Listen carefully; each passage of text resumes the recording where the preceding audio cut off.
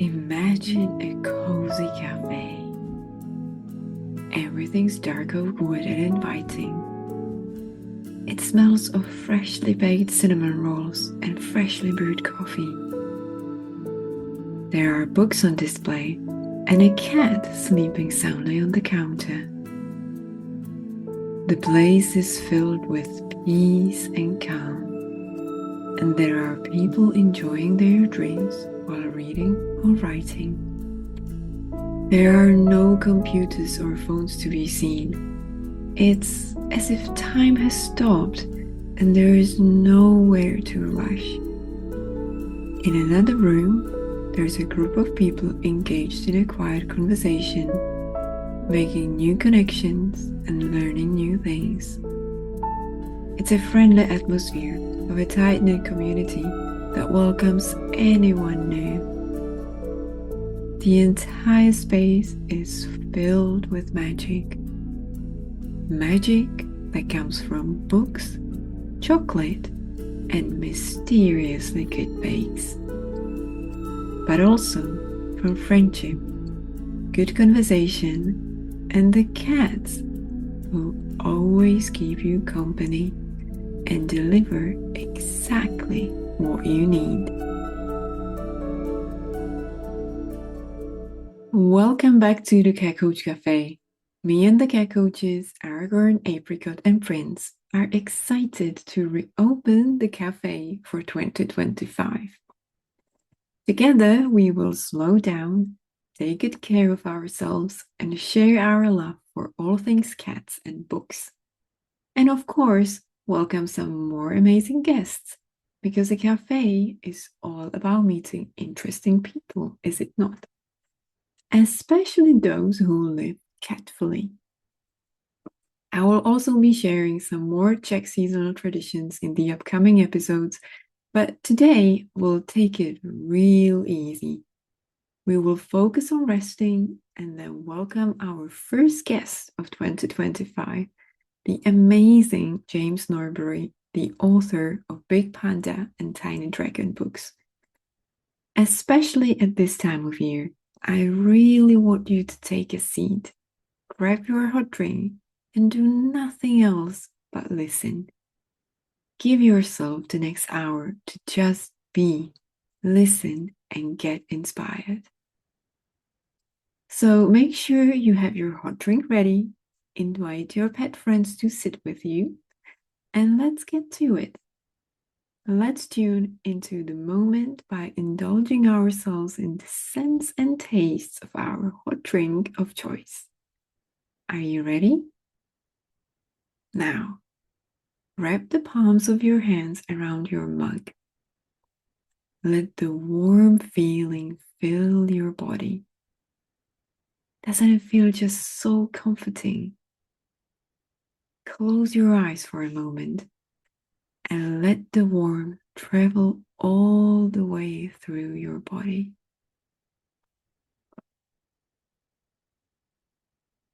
Take a delicious deep breath and then exhale with a sigh. Open your eyes and look at your drink. Notice the color, the shade. What color is it? Then take the mug closer to you and deeply inhale its scent. And do it once more with your eyes closed. What does it smell like? Can you recognize the ingredients? Or perhaps get more of an emotional response to the smell? Does it smell like chamomile, perhaps, or coffee, or rather like joy? Does it bring back some memories? Or perhaps it makes you feel stronger, more inspired, more alive, or just calmer.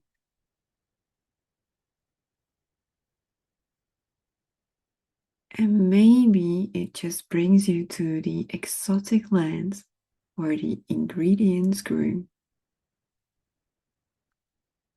What do they look like? And perhaps it's a combination of all of these. Just take it all in wherever your imagination takes you, wherever the scent takes you.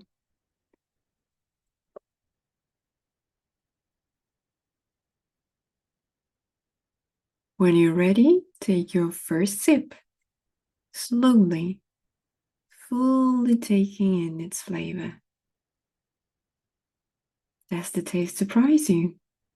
Or does it taste just like you expected after smelling it? Take another sip and once again notice how it makes you feel. What emotions it brings, what memories or ideas. If you have a notebook and pen at hand, feel free to pause the podcast and make some notes if you feel inspired. And whenever you're ready, continue sipping your drink at your own pace while you listen to today's episode.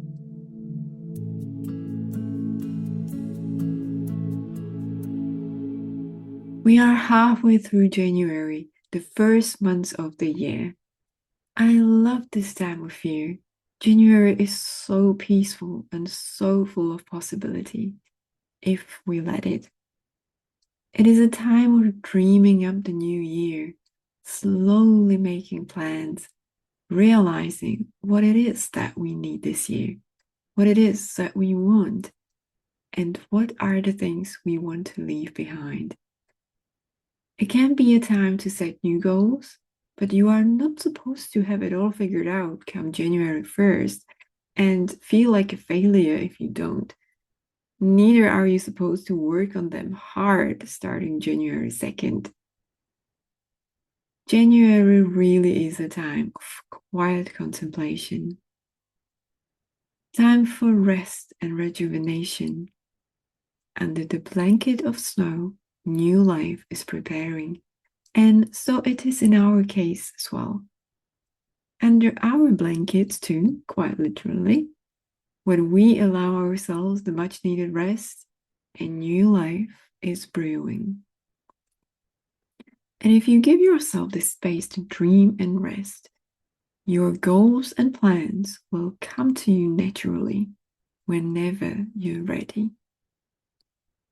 This could be different every year, especially if you live in deep connection with nature and its rhythms, because each year nature starts to awaken at a slightly different time. It might be by beginning of February, it might be even later, but there is no rush, all in its due time. Remember, nature never rushes, and yet everything is accomplished. So if you don't feel inspired now, can't figure out your goals, and feel too tired, perhaps even, to think about your future, it's completely fine. You are not failing. You just find yourself in the deepest part of winter, and thus in the deepest time of sleep. It is the night. It is time to dream. Winter is also a perfect time to enjoy some quiet time and give our senses some much needed rest. In summer, we are flooded by colors, scents, and tastes, and the warm sun, and all that gives us extra energy. But in winter, covered in snow if we're lucky, there is little color visible and very few distractions. And yet, it's equally beautiful. Nothing gives me quite the same sense of peace and calm as when snow covers the world. The wide landscape, sort of turning the world black and white, is something so soothing. And if we look carefully, there is so much magic to be found in winter. And yet, it's so simple. Another lesson we can take from winter is, for sure, simplicity. As much as the snow and the wide landscape is soothing, so is spending less time on our devices, less distractions, and more focus on ourselves. That's what January is all about, or should be.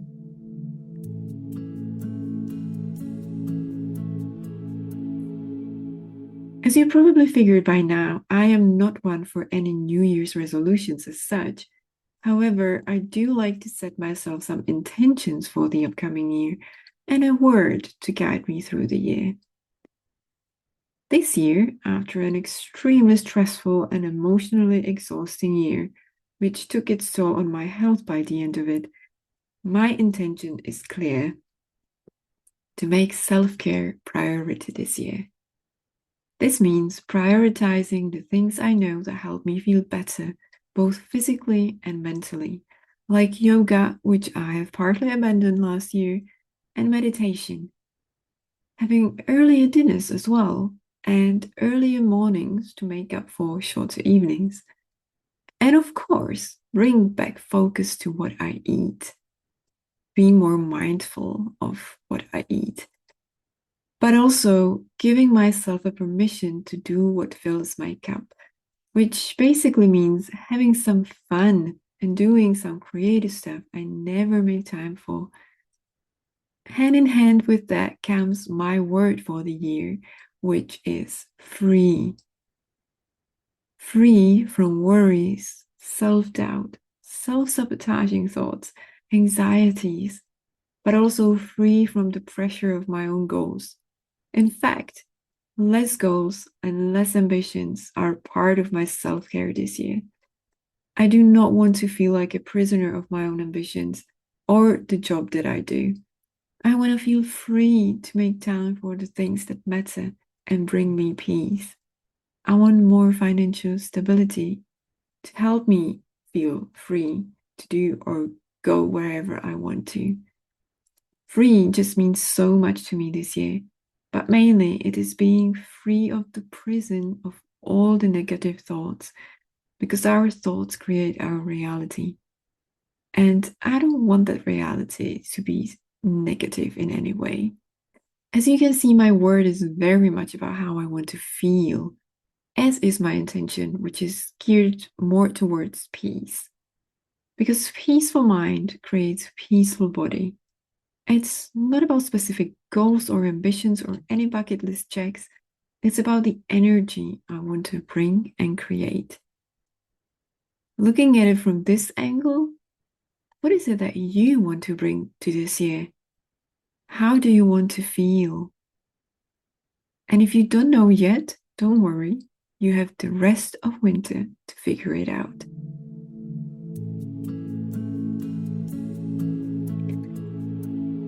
Letting go of that new year, new you sentiment, which is putting so much pressure on us and make us feel like failures, really, in the long run. Let me share some wise words from your cat coach, Aragorn. I hope I've given you enough time to let go of the whole new year, new me thing, which you humans seem to love so much, despite never becoming a new you in any of the previous years. Now, that is not me laughing at you here, but rather giving you a lecture, one that I hope you will take to your heart and spare yourself many future disappointments and frustration. First of all, no one can become a new person, new cat, or any other creature just because it's a new year. It's a funny idea altogether, one only humans can come up with. I mean, it's quite an entertaining one, I give you that. But imagine how weird and scary would the world actually become if we were suddenly all new, not recognizing anyone. What chaos would that be if we all decided to do that? Certainly not a cat's dream. We like our things, and that includes humans, to remain familiar and who they are. That's why we chose to adopt them in the first place. So, yes, not only it's silly to think someone can become you overnight and physically impossible, but also why on earth would you ever want to become a new person? Now, I understand you probably think it's easy for me to say when I'm already such an amazing cat. So, of course, I don't feel the need to become a new cat. And you're quite right. After all, no cat would ever have such a desire. We are confident in who we are and quite aware of all of our virtues and assets. But believe me or not, our weaknesses as well. Yes, there are very few of them, of course, but we all have them. But would we ever want to become a whole new cat because of that? Absolutely not. Our little imperfections make us who we are. This is our journey, and we are the way we are for a reason. Even if the reason is that you need to learn a thing or two, it's all part of it.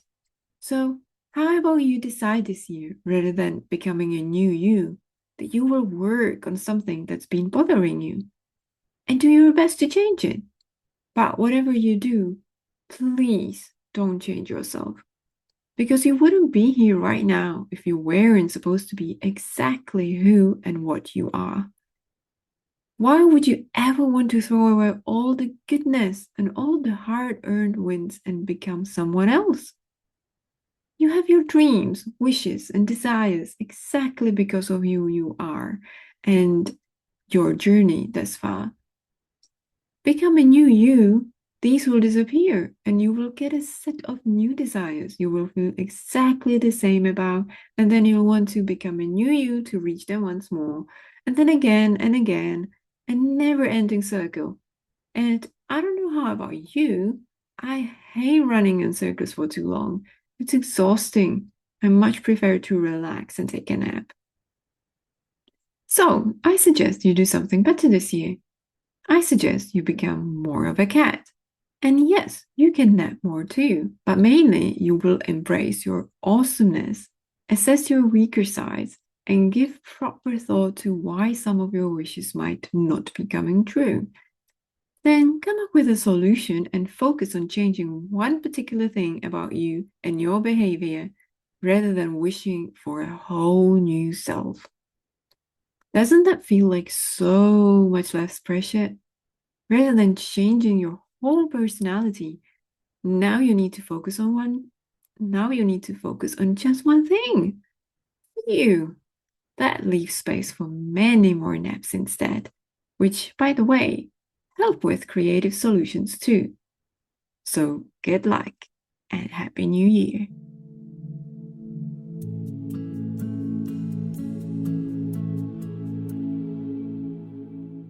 This Cat Coach Diaries is called New Year, Same You, and it's taken from my newsletter on Substack, Cat Coach Diaries, at catcoachdiaries.substack.com.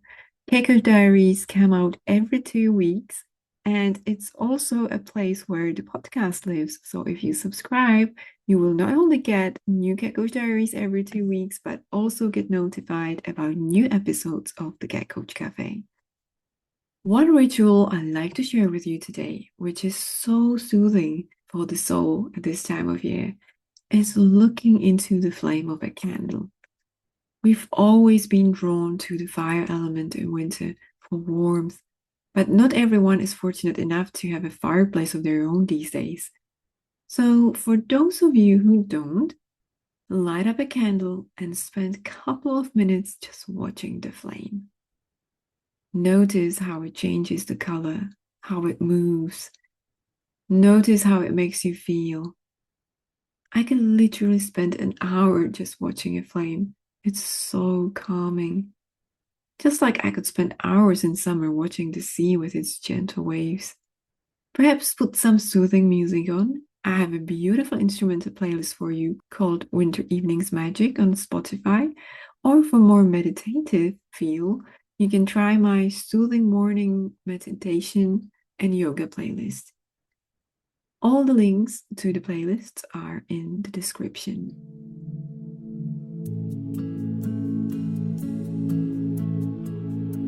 I'm super excited to start 2025 with our today's guest, James Norbury. His books are the perfect companion for some self-reflective winter days, but any days really. He's the author of the best-selling books Big Panda and Tiny Dragon, The Cat Who Taught Zen, and most recently, Following the Moon. His books are what I call a hug in a book and the best therapy. James Norbury was born in the Forest of Dean and has spent most of his life making up stories and drawing pictures. He has always loved animals, and their care and well-being is close to his heart. He studied zoology at university and after graduating moved to Ireland. He has traveled around the UK, living in Newcastle, Swansea, Cheltenham, and on a narrow boat. Finding himself a little lost, James found answers in old spiritual teachings, the practice of which became an important part of his life. James now lives in Swansea with 7 cats and his wife. He volunteers with Swansea Cats and Kittens. And of course, we chatted about both his books, his creative career, as well as his cats. Your books, to me, are the proof of how few words are needed if they are the right words to end some relatable characters. And they can be so powerful. Like sometimes you can read a whole book on some topic, which doesn't give you as much as one page in your book, because it's just goes straight to your heart. And I think that's because there is a very personal story behind it, that they are the right words because they're told by someone who needed to hear these words himself before. So could you tell us a little bit about the story behind Big Panda and Tiny Dragon and how all that came about? Yeah, sure. So basically, I think like most people in the past, I, struggled, well, always, I suppose, struggled with various issues, for like sort of mental health issues and things. I don't think there are many people who don't, to be honest. Yeah. So, but then I found a book in a what we call a charity shop, a thrift shop, whatever you, about Buddhism, and I read that, and it gave me a very different way of looking at things compared to our traditional Western way of dealing with things, which tends to be, especially in the UK, maybe drinking or eating or spending money or Yeah. that sort of thing. So I started to realize there are other ways to address it, and I looked into it more and more, and I found that there was a lot of in Buddhism and associated spirituality, things similar to it, that were really helpful. I found it very useful personally over quite a few years. Um, and then I decided to volunteer with Samaritans, but at Samaritans, you can't give people advice. You only really listen and talk to them. You don't tell them what to do. So all the useful things that I'd learned, I couldn't sort of pass on any of it. Mm-hmm. So I thought that maybe a good way to pass it on would be like in the form of written words or drawings or something. But I also realized that people tend to be quite busy, or they just don't put the time aside to read very often. So I wanted to do something that was in very immediate, Mm-hmm. something small and to the point that people could see, and if they liked it, they could go and find out more. Um, so I just started to draw these little pictures. I honestly didn't think anyone would like them. I spent a long time with like I think 3 followers or something on Instagram but yeah, they've over time they started to get more popular. But on the whole, as you said earlier, they're basically things I need to tell myself. So what tends to happen is I tend to have a problem. Say, I don't know, I'm anxious or I'm worrying about something or feeling a certain way, and then research myself Mm. what would be a good solution to that problem, um, and draw on the things that I've learned. And also, I think listening to the sort of quiet voice in the back of your head, I think that sort of already knows the answers. Mm. I think a combination of those things, and then I come up with some advice for myself, basically, which, and if it sort of works for me, then I try to break it down into the simplest um, series of words that I can, and then I make those into a picture. So basically, that's the whole thing. And then I did this lots of times, and it got very popular, and then yeah, then it got made into a book. So And I find that actually so challenging to use so few words. Like I was talking to a children's author the other day, and she does these graphic books for kids, for like, really small kids where there's very few words. And as someone who, ever since I was little, I wanted to write, and children's books were one of the goals, I thought, like, yeah, I could do that too. That's really easy. It's just a few words, right? But I mm, found it's so much more difficult for me to write, to get the essence of what I want to say into so few words mm, than to write a whole, text dense book. So yeah, that's something I really admire about your books as well, because they cut straight into your heart and go straight in, and you don't have to be, as you said, reading a whole book about something mm. with so many words that don't necessarily even get across, sort of. Yeah. And yeah, it's like I open your books on a random page when I need a cheer up, or and or even we started using it with my partner as a solution to our problems. So we would be like, what would Big Panda do? And we open it on a random page and read what's there, and we're like, oh, okay, how could we apply that? Yeah. Oh, And that's yeah. I try to do that myself as well. yeah, that's so funny. Yeah. Yeah, Um, I think it's sort of a bit like poetry, I guess, where yeah. where you try to distill the essence of something down. Mm. And yeah, it is tricky. I do spend a lot of time.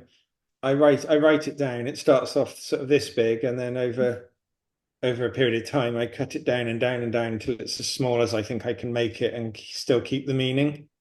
So you would basically make a great editor as well, Well,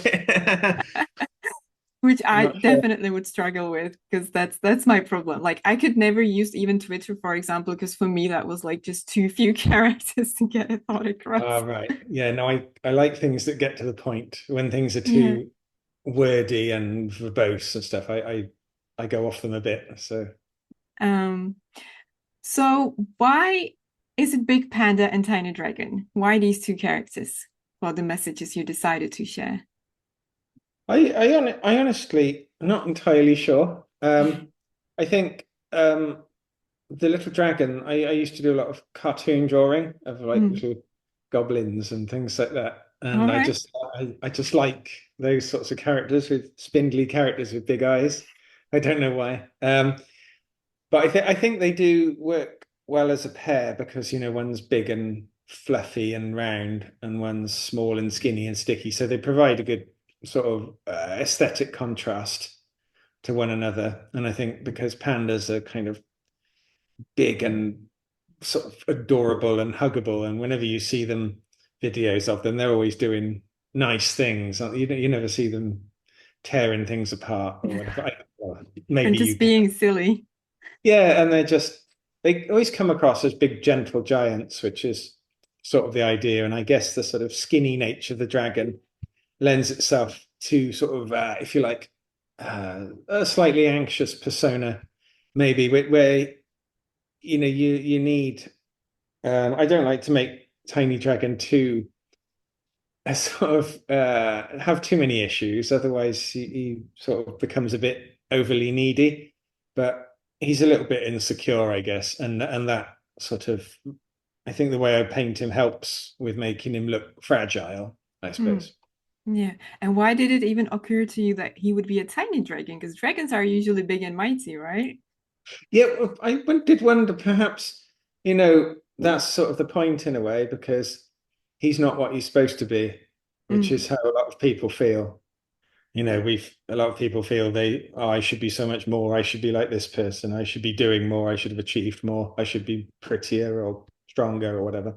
And he's supposed to be a big dragon, and he's not. He's a tiny dragon. mm. So he's kind of, again, he's not maybe living up to what the world expects him to be, but that's fine. You have another book which is called A Cat Who Taught Zen, which features new characters, obviously. Cat one, the main character is a cat. So what was it about the message in that book that made you change the characters, create a new character of a cat rather than continuing in the Big Panda series? Uh, I guess in a way, the panda and the dragon have very relatively fixed personalities, which are good for demonstrating certain emotions and so on. But if you wanted to demonstrate anger, for example, neither of those characters are well suited to anger. Mm. They don't, that's not part of their personality, is to get angry. So if I wanted to show a character that was getting angry, that's why I brought in the tiger, a creature that we might associate with anger, or nihilism and hopelessness was sort of came in from the tortoise. Um, and the cat, again, the cat's wise, because we do think of cats maybe as a little bit wise because they sit there, it's kind of meditating, if you like, but they're also a bit haughty and aloof. And so that the cat's character was that he was fundamentally quite wise, but he was also a little arrogant as well, in a way. Oh, talking of cats. Which cats can be, yeah. um, so yeah, that's basically why, because to tell different stories, I think you need characters that are going to show off those stories to the characters' traits are going to show the emotions required for the stories better. I think that's why. And to keep things interesting, because obviously I do a lot of drawings and I draw a lot of panda bears, and so it's nice to draw different things. Um, so there's a bit of variety in there as well, which I think is nice. Would you say between the two panda books, what is the difference between the two? Because one is called The Journey, and one is just the first one is the Big Panda and Tiny Dragon. And I find The Journey a little different than the first one. Were there specific like things happening in your life as well that inspired each of the books? I feel the first one is a collection of like what you've learned, while the other one is more focused on one topic. Mm. Is that correct? Yeah, fundamentally, the first book is each page is kind of a standalone like topic, so you can flick through it and stop at any page and find something that might help you, be useful, or the journey was the second book was because I feel there were ideas to be conveyed that I wanted to convey that can't be done on a single page. They require fundamentally more words and more build up and explanation. So So it's a I more think, of a story, that one. yeah, the second book is a storybook. Yes, sorry, it is. Yeah, a proper story with a beginning, a middle, and an end. So although I think I'd like to think there's several interesting I don't know, ideas that one can learn from and may be helpful in there. They are tied together into a narrative. Um, with the book overall, um, kind of being about, I suppose, acceptance, I suppose, and learning to see beauty in the world, which is can be very difficult to do when we get wrapped up in our heads and our negativity. It can be quite difficult to see how beautiful a tree is. We don't even want to look at the tree. So there's an element of that as well, I think. For me personally, that book felt very much a book for somebody who feels like their world fell apart Mm. and he's trying to get back up, find a reason to keep trying, to keep walking the path. It's honestly, it feels like a warm hug in these times in one's life. It's so beautiful, really. Oh, It's thank like the you. book for hard times. It's like a handbook for hard times. That's how I feel. Oh, thank you. It was actually very difficult to write. I get really, really like into it. It's a like method acting. It's kind of like method writing. So I really put myself in the sort of position of the characters, and I actually get quite upset writing it if I'm honest. But I think that's the best way. It's a good thing. It makes it sincere. I'd like to think that if anything else, the things I write are very sincere. Mm, And I yeah, think that's why they connect with people because they're very heartfelt. I don't yeah, I don't just write placations which I hope will make people feel better. yeah. Like, you are loved or something like that. Because some people aren't loved. Some people, you know, they unless you believe in God and so on. But some people just have no one. Then if I try to talk to that person as well, who which just you which you did so beautifully in The Cat Who Taught Zen. Like there's literally that one bit who talks to these people who have no friends. If I'm not mistaken, that's in The Cat, right? Oh yeah, this one, this bit. Spend time with those who bring out the best in you. What if you have no one? Asked the hare. Wherever we go, we are our own companion, said the cat. And that is why we must try to be a good friend to ourselves and treat ourselves with gentleness. After all, we are the one we spend the most time with, and we have a habit of taking our own opinions very seriously. This is like this bit when I read, I'm like, no one ever seems to address this, that there are mm, people among us that have no one. Because mm, the one thing you read when you're facing a difficult time is like you need to have the right people around you, and lean on to people. But what if you're the kind of person who has no one to lean on? What yeah, do you do then? exactly. So yeah, It's that's it's something I think I learned it to some degree in the Samaritans because I would often speak to people whose lives were absolutely, to me at the time, were unimaginable. I didn't realize what awful, awful lives some people lead, um, with absolutely no one. Like they would not leave the house for weeks and they just had nobody in their life. So when you say to them, "Oh, have you tried talking to a friend?" They say, "I've got nobody. I see the postman and the guy who runs the liquor store, and that's all I see." So that made me realize that sort of like you're talking about the oh, talk with a good friend or you are loved and all that. I yeah. think I mean I think it's pretty much impossible to connect with everybody because people are so diverse. Their worlds are so different. But I try as best I can not to write things that someone will go, "Oh, well, that's nothing to do with me. I can't relate to that." I try, but you know, I personally think everybody must find something in your books because it's just, and it's even the fact that you use the animal characters to deliver these messages. I think that makes it also much more easier to digest because mm, I myself find that with the cat coach diaries that I write, which are like musings on life well lived, told from the perspective of my cats, that people who would never read self-help or anything like that, they do read that and they do connect with that because it's told from the perspective of the mm, cats. yeah, So yeah. I, yeah. I agree. I think if the book was told from the perspective of, I don't know, two old men going on journeys together, that'd be quite hard for, say, a 15-year-old girl to relate to. And I know that 15-year-old girl, she's not a panda bear either, but it somehow neutralizes things. Yeah, And I think that makes it suitable for all age groups actually. yeah, and I try not to give advice, as it were. So there's never anything saying you should go and do this. Mm. This will help you. I just have the two characters. They have a conversation about what's troubling them, and you're essentially looking looking in on the scene. And if what they say resonates with you, then you can go away and think about it. And if it doesn't, you can turn the page.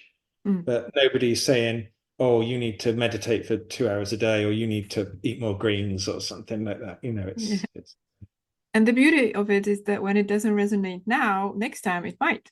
You just yeah, don't it need may it well, at the moment. But yeah, that's true. Yeah. Yeah. and you just released a new book, Following the Moon. So can Mm. you tell us a little bit about that one? Because that features new characters once more. Yeah, that's it's a narrative book again. It's a story um about a young puppy and an old wolf who kind of become friends. I don't to sort of spoil it for anybody, but basically as the puppy's kind of lost and the wolf is nearing the end of his life, and help the puppy in the short time that he has, basically, and guide the lost puppy. As sort of a vehicle for again some pieces of wisdom that I've sort of unearthed over time and tried to make accessible for people. Um, the book does deal with subjects of death and grief and things, but I think that's important because, well, fundamentally, I think we all face these, even if it's the death of a pet or the death of a job or a status or a title or a loved one, or the ending of things, the mourning of things lost. We all have to deal with that, and it's I think it's I don't know, something which I wanted to explore. It's something different to what was in the previous books. I've never really talked about it before. So yeah, it seemed I've been written to by a few times already by people who've lost loved ones and have read the book, and it's helped them a lot. So that's good to hear because you don't know how these things are going to be taken until they've gone out into the world. Mm, yeah. And The Cat Who Taught Zen, that's also a narrative story with a different topic yet again. Exactly that. Yeah, it's a narrative story, but it was originally the book I was going to write was a series of um, you know uh, Zen stories. Are you familiar with Zen stories? They're often very cryptic and strange, but there's some really good stuff in there, really useful information, good advice, and wisdom. And I wanted to take like 10 Zen stories and separate them out so there'd be 10 chapters and have Big Panda and Tiny Dragon like discussing Zen stories as they went on a journey, sort of Mhm. thing. Or the Zen stories would sort of impart themselves into the book cleverly. That was the plan. But we decided in the end it'd be nice to introduce some new characters and do something a bit different. And instead of separate chapters, I've essentially woven the stories into a single narrative. So as the cat goes on his journey, he meets I'm not sure how many, about eight or nine different creatures, and each creature has a problem, which is essentially solved by a Zen story. And there's also a mention of Big Panda and Tiny Dragon in it, after all. There is, yes, because I just like them, so I wanted to include them. Are Um, they into Following the Moon as well? well, very very subtly, there is a tiny dragon is in Following the Moon, but I didn't think anyone would ever find him. He's really well hidden. But I had a little girl write to me a few days ago telling me she'd found him. So that was I was very impressed. Wow, that makes me even more intrigued to get that book as soon Yes, as I yeah. get. Um, so you talked about why you chose a cat to be the main character of Cat Who Taught Zen. Um, and after all, you know cats really well because you yourself have about 7 cats, or how many? Today I have 7. Yes, they go up and down because I foster cats for the charity. Ah, We I just see. yeah, it's called Swansea Cats and Kittens, and basically rescue abandoned and unwanted cats, or people who can't look after them, and we fix them up and make them good, give them homes, and then temporary homes, and then we try to rehome them. So at the moment I have two, but I've had them for months because we have so many cats at the moment that I've had these two foster cats for nearly 6 months. Mm. But they're being homed tomorrow, I think. Oh, Together, they're two brothers, so they're only a wow. Oh, year old. So hopefully, that'd be great. I'm very excited. that's great. Do you ever feel like you want to keep all the cats you foster? Yeah, a lot of times because we specialize in my wife and I. We normally take feral cats, Mm. young feral cats who are like wild animals. You know, they if you put your hand near them, they'll just claw you and bite you and spit at you. They're really savage. Um, and we rehabilitate them or whatever you call it, where Mm. so that takes several months and lots of time and effort. And when eventually you get them friendly and they come and see you and say hello and everything, um, you then give them away. And you've invested a huge amount of sort of love and care into them, and that's quite painful.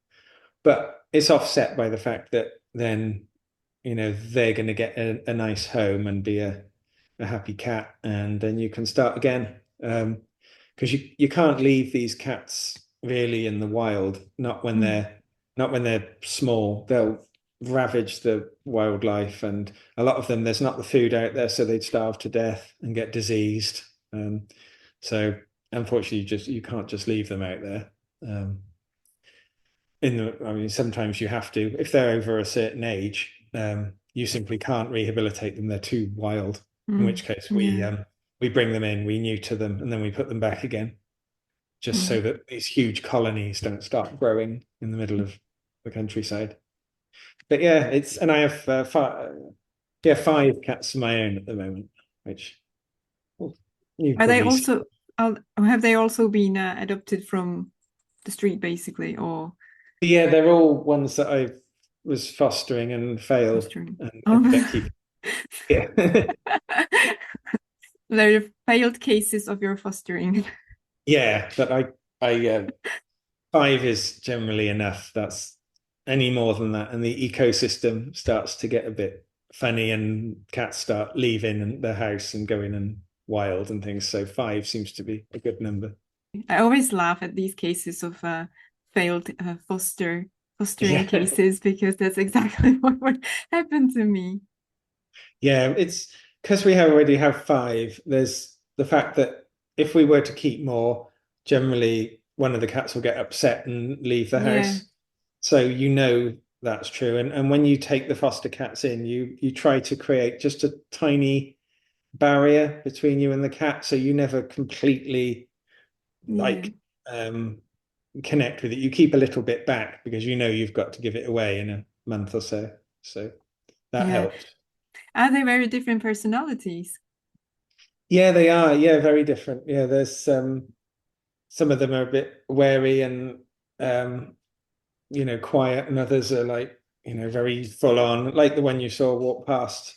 Um, she's half Bengal, half tortoiseshell, Mm, which are both sort of very mischievous sort of breeds. They're quite naughty breeds. So mixed together, she's a very, very strong character. When somebody comes to visit, she'll just go straight up to their handbag and put her head in and start looking for things to play with. Yeah, they are funny. yeah, I love cats. They're the best. Have you always been passionate about both illustration and writing, or what came first? Weirdly, I think they always evolved together. Uh-huh. So I used to, do you know Mr. Men books? Are you familiar I with don't Mr. actually. All right, they might be an English or American. I, I don't. I guess they're English. I'm not sure, but they're just these very simple children's books with like about Mr. Tickle or Mr. Nosy or Mr. Okay, Grumpy and things like that. Very small books. I used to write my own ones I see. when I was little, and I was always into writing stories and drawing pictures to go with them. Mm. And I have written like novels, which are just novels, and I've done just art, like plain art. But I think my favorite bit is when you connect them together, because I think I like to create worlds fundamentally. That's what I enjoy doing, is building the places I'd probably like to live in. Mm. Um, but just a picture can only do so much, and just words can only do so much. But when you mix them together, I feel it's kind of more immersive. They both grow slightly from it. Mm. So I like that combination. I think if I could do animation or film or something, or write computer games or something, that would be even better, because I could add even more of the senses and experience to it. But I don't really do those things, so I do writing and drawing. Well, maybe it's in the store. There will be an animated version of Big Panda and Tiny Dragon one You day. never know. You never know. Would be awesome. Winning some Oscars along the way. So we're not to be expecting any novel from you anytime soon then. I am actually working on a novel. Well, Oh, I've wow. written quite a few novels actually, but they're sort of weird and strange. I'm not sure my publisher would be that interested in them.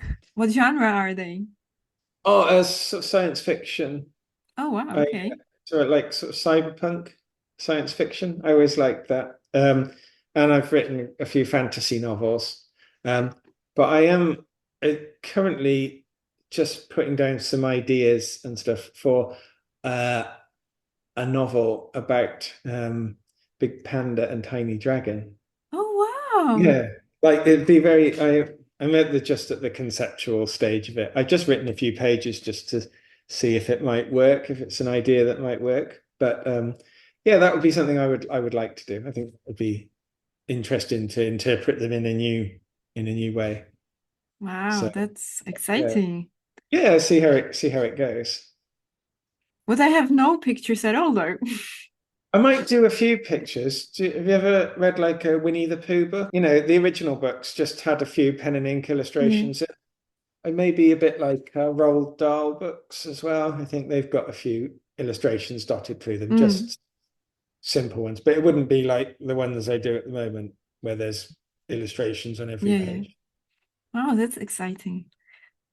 Talking of your illustrations, um, what where do you find inspiration for the style that you use? And how do you decide which technique you're going to use to tell the story? Because you work with different mediums and different techniques, right? Hmm. So, where do you find inspiration for the Big Panda illustrations, for example, and this style that it's featuring in your books? Well, I really like East Asian art, like traditional Chinese brush painting, and Japanese sumie painting, and ukiyo-e prints, like Japanese woodblock prints. Um, I always really, really like those. So I get a lot of my inspiration from that sort of art. But I also, when I sort of taught myself to draw, I would copy a lot of work when I was a teenager. I would copy a lot of work by sort of classic British illustrators, Mm. um, like Arthur Rackham. He's not particularly. He's well known if you're into old illustrators, but I'm not sure how many people would have heard of him. But yeah, sort of classic pen and ink artists, or even engravers. People who used to do old black and white engravings, like Piranesi, and even manga. I like manga art. Um, you know, um, Not that you'd see a huge influence of it, but if you like look at the work of, say, there's an artist called Satomu Nihei, who's a manga artist who does a lot of architecture. I really like his work. I've always liked drawing architectural books. My new book, the Wolf book, Following the Moon, that has a lot of architecture in it. They Mm. walk walk through these like abandoned ruined cities. I always like ruined cities. I think they're sort of post-apocalyptic ruins. Um, and I got a lot of inspiration from that from artists like S01E07 and Adolf Lachman, who's an illustrator for he does illustrations for certain computer games that I really liked. I Mm. found him quite inspiring.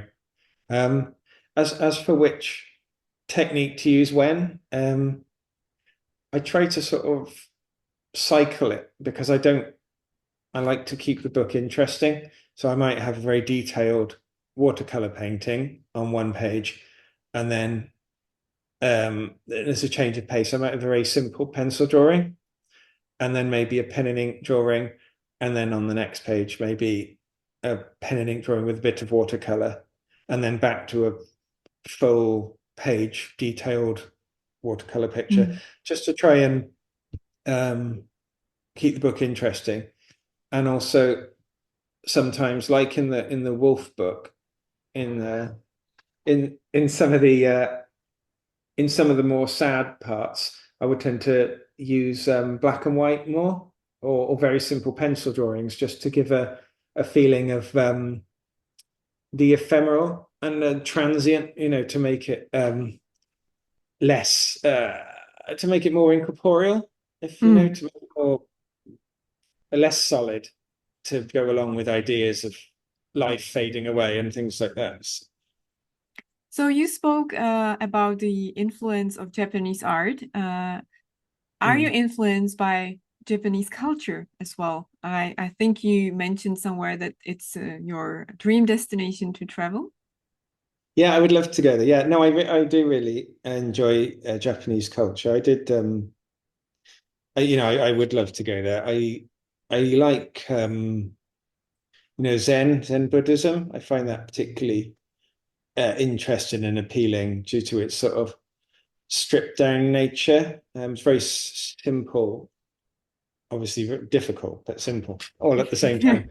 Um, but yeah, no, it is. There's loads of interesting things there. The combination of, they have a lot of tradition, and then they have at the same time, very modern and Mm. high tech. So it's a really fascinating place to me, and I would love to go.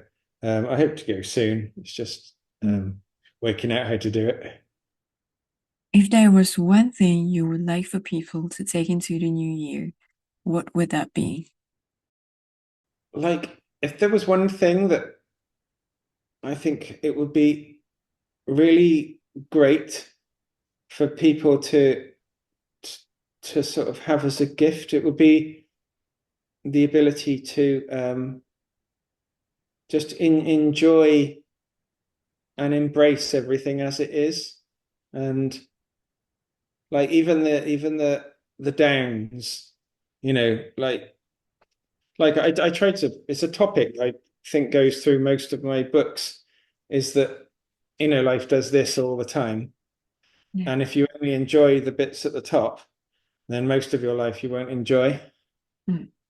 Um, if you only enjoy the highlights, and so to try and enjoy the low bits, being stuck in queues, or being bored, or I don't know. The I'm not saying to enjoy the horrible bits, because that's very difficult to do. I wouldn't, but I suppose if it's the classic thing, we tend to, on the whole, be about destinations in our life. We try to achieve things, and then we get happy when we achieve them. And then that happiness immediately sort of fades, and we decide, oh, what do we want next? What's the next exciting thing that we can do? And so you start here and you travel to this point, and then you'll be happy. But this point only lasts a very brief period of time. So it's really prudent to enjoy this bit as well. Um, and if even if this bit goes wrong, so to try and enjoy the chaos, and I think a really a really good idea is to bear in mind that you don't know what how can I explain it? That's why I write draw pictures because I'm not really good at explaining things. But if say I don't know, a car crashes into the front of your house and smashes your wall down or something like that, we'd naturally be very upset and all that, and we'd be panicked and maybe anxious, and we'd be depressed about the bill and all this sort of thing. But you don't know that the person who crashed into your wall, when you meet them, they might be your future husband or wife and the best person you ever met, or something like that. You just don't know. Or the insurance adjuster who comes out to look at the wall and file Mm. your claim might become your best friend, and you'd never have met if it wasn't for this accident, or something like that. So if you bear that in mind on a day-to-day basis, then when things go wrong, you're like, oh, you'll never know what good might come of this event, and it helps to take the edge off all the negative things. So to Um, be open, basically. to be open to the idea that I think they call it non-dualism or something like that in Buddhism, where situations aren't really bad and good, you just perceive them as so. And Mm. you see that's hard to justify if like your best friend dies or something. You say, well, how can that be good? But that's an extreme situation. If you know put those in a different box, that doesn't tend to happen every day. But if you look at the everyday situations that we don't like we and try to think, well, who knows whether this is really a good or bad thing. Mm. And you find if you can do that, it takes a lot of the pain away from your life, because most of the pain we have is over very small things. Yeah. um, and most of it's kind of unnecessary. The pain was very brief, but the suffering that we endure afterwards by tormenting ourselves about it, that goes on and on. And it's And got also very bad physical effects on our very health. bad. Yeah. And I'm not immune to it. I'm not some enlightened guru or something, you know. I didn't sleep particularly well last night because I had this annoying thing go around in my head. And you're like, oh, it's stupid. But if you do manage to think, actually, that annoying thing that happened, who knows how it might turn out? It might be really good.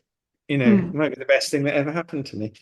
And I was when I was at school, at sixth form school, I went away for a year. I lived in Malta for a year, and then Mm. when I came back, I was in the wrong year to continue Hmm. my education. So I lost all my friends and everything. Mm.